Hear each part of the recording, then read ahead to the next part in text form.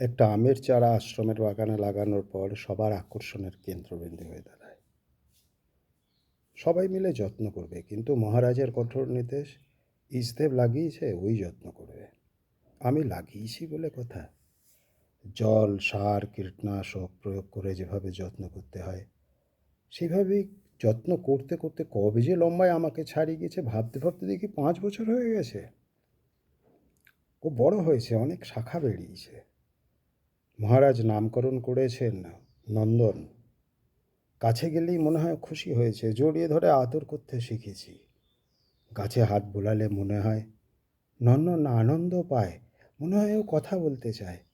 তুমি এসেছো। এখন নন্দনের গোড়ায় একটু বিশ্রাম নেওয়া যায়, বেশ ভালোই লাগে। শাখা পাতা দুলিয়ে দুলিয়ে আনন্দ করতে থাকে। মনে হয় ও বলছে, আমার ছোট্টবেলা থেকে অনেক যত্ন করেছো, কত ঝড় বৃষ্টি গেছে, আগলে রেখেছিলে, আর কত করবে। এবারে তুমি এসে আমার সবাই বিশ্রাম করবে।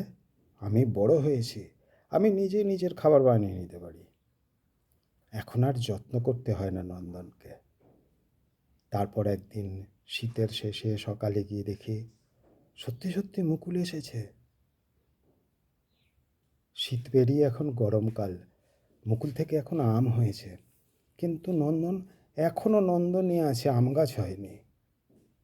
একদিন ভোরে নন্দনের কাছে গিয়ে ওকে দেখবার চেষ্টা করছি, হঠাৎ একটা আম ছিঁড়ে পড়ল। নন্দন বলছে, এটা তোমার?